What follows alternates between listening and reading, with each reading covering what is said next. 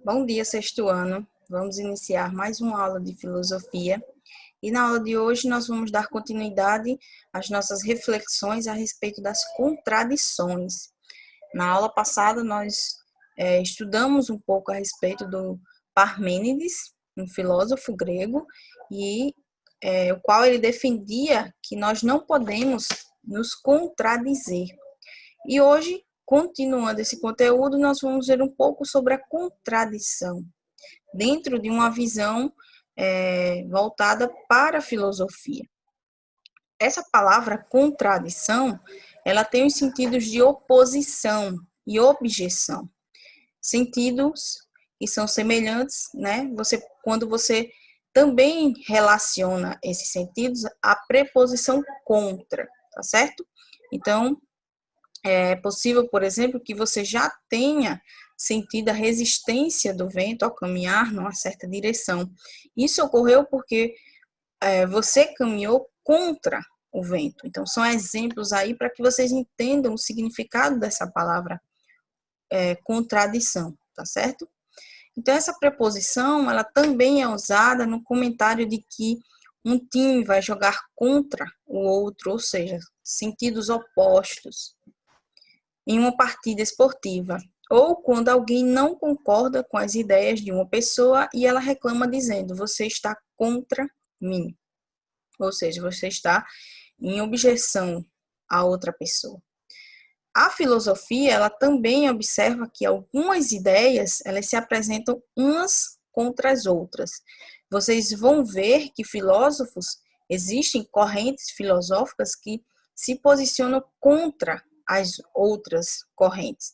Elas têm uma perspectiva diferente, contrária, oposta à outra corrente. Então, dentro da filosofia, isso é bem comum existir essas ideias umas contra as outras, vamos dizer assim. Então, por exemplo, quando se diz que uma coisa é verdade, ela não pode, ao mesmo tempo, ser mentira. Então, era quase o mesmo sentido em que a gente viu lá no filósofo Parmênides. A gente não pode se contradizer, a gente não pode dizer que uma coisa é verdade e, ao mesmo tempo, afirmar que aquilo é mentira. Isso é uma contradição.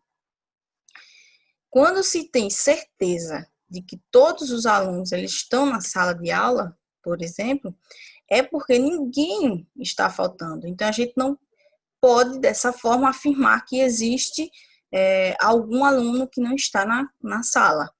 Então, quando as balas, por exemplo, de um pacote, elas acabam, não se pode dizer que sobrou alguma, porque não existe nenhuma ali dentro daquele pacote. Então, isso são contradições, a gente não pode nos contradizer, tá certo? Então, quando as ideias elas são bem do contra, ou seja, quando elas são opostas, e isso é fácil de perceber. Nesses casos, elas formam os contrários. Por exemplo, a luz do dia é oposta ao escuro da noite. Ou se acredita que existe vida em Marte ou não acredita. A atividade escolar completa se opõe à atividade em branco. Então, são exemplos de situações de que a gente é fácil perceber essa contradição, porque elas formam aí contrários. A luz do dia é oposta ao escuro da noite. Então, nesses exemplos, a gente consegue perceber facilmente. Mas também existem as ideias, outros exemplos que elas são opostas e mesmo sendo opostas, de algum modo, elas se contradizem. Elas são chamadas de contraditórias dessa forma. E também não podem ser afirmadas ao mesmo tempo, apesar de não serem totalmente opostas, mas de alguma forma elas se contradizem. Então, não é correto quando alguém diz, por exemplo, que uma roupa ela é toda azul e tem uma listra branca. A pessoa está se contradizendo nesse momento, porque antes, no primeiro momento, ela afirmou que a roupa, a blusa, enfim, ela é toda azul. E, ao mesmo tempo, ela afirma que existe uma listra branca. Então, isso é se contradizer. Ou, por exemplo, que uma pessoa ela é sempre boa, mas às vezes ela é má. Então, isso dentro dessa perspectiva da filosofia, ela não pode afirmar essas duas coisas ao mesmo tempo, essas duas situações ao mesmo tempo, porque ela está cometendo aí uma contradição. Então, afirmações como essas são contraditórias e elas devem ser corrigidas. Porém, é preciso que vocês estejam atentos, porque nem sempre vocês conseguem perceber essas contradições logo de cara. Às vezes, quando uma pessoa fala, ou até mesmo quando nós estamos cometendo essas contradições, é comum, isso ocorre. E muitas vezes a gente não percebe, a gente acaba passando despercebido. Então, uma parte da filosofia chamada de lógica, lógica é uma vertente aí, vamos dizer assim, da filosofia que vai estudar essas estruturas do nosso raciocínio.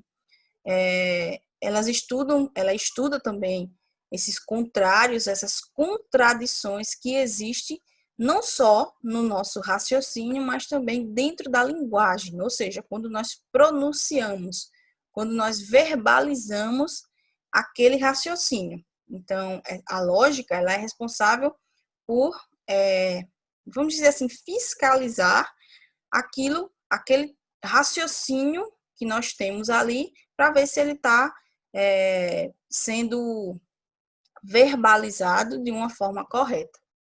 Então, por exemplo, dentro dessas afirmações, a gente consegue perceber facilmente essas contradições quando dentro das frases a gente encontra alguns termos como todos, nenhum ou alguns. Quando a gente encontra esses termos, se torna mais fácil a gente encontrar essa contradição. Então, por exemplo, aqui nesse exemplo, todos os meninos gostam de futebol. Então, a gente está afirmando que todos os meninos que existem gostam de futebol. E, ao mesmo tempo, a gente afirma, nenhum menino gosta de futebol. Então, isso a gente está cometendo aí uma contradição. A gente inicialmente afirmou que todos eles gostam e, ao mesmo tempo, volta atrás e afirma que nenhum menino gosta de futebol. Então, isso é uma contradição. Ou, por exemplo, alguns meninos gostam de futebol. Ou alguns meninos não gostam de futebol. Isso também é uma contradição. Ao mesmo tempo, a gente está afirmando que alguns daqueles meninos gostam e não gostam de futebol. Então, isso é uma contradição. E dentro desse raciocínio, quando a gente pronunciamos na nossa linguagem, a gente não pode cometer esses erros. Então, nesses exemplos, as afirmações de que todos os meninos gostam de futebol, de que nenhum menino gosta desse esporte, elas são opostas, como vocês puderem ver. Todos gostam e nenhum gostam. Então, elas são opostas. E também são contrárias entre si. Logo, se uma delas é verdadeira, a outra ela só pode ser falsa. Então, a gente não pode afirmar ao mesmo tempo que as duas afirmações são verdadeiras ou as duas afirmações são falsas, porque elas são opostas e elas não podem ser ao mesmo tempo verdadeiras e falsas. Então, vocês observem aqui nessas outras frases, por exemplo, esses termos que a gente viu, todos, nenhum, alguns. Então, por exemplo, se considerarmos verdadeira a afirmação de que todos os meninos gostam de futebol e descobrimos que alguns meninos não gostam não gostam, não podemos dizer que todos eles gostam, porque a gente está cometendo aí uma contradição. Porque inicialmente nós afirmamos que todos eles gostam de futebol. Então a gente não pode, ao mesmo tempo, afirmar que alguns daqueles que a gente afirmou que todos gostavam, não gostam, tá certo? E também, se a gente considerar verdadeira a afirmação de que nenhum deles gostam, e a gente descobre que alguns meninos gostam, já não podemos empregar esse termo nenhum, porque dentro daqueles meninos, alguns deles gostam. Então, a gente já não pode empregar esse termo. Então, nesses exemplos que vocês viram, as frases de cada par, elas não são opostas ou contrárias, mas, ainda assim, uma desmente o que diz a outra. Por exemplo, quando a gente afirma que nenhum deles gostam e a gente descobre que alguns deles gostam. Então, esses alguns meninos está desmentindo nenhum dos meninos gostam. Então, ela desmente a outra. E mesmo não sendo frases opostas, ou seja, todos, nenhum, ela é uma contradição. E por isso a gente considera como contraditórias. Por exemplo, todos os meninos gostam de futebol. Alguns meninos não gostam de futebol. Então, como vocês podem ver, é uma contradição. A gente não pode afirmar essas duas frases ao mesmo tempo. A gente vai estar cometendo uma contradição, tá certo? É a mesma coisa que o filósofo Parmênides colocava para a gente. A gente não pode contradizer algo. Então, essas frases que vocês observaram, né?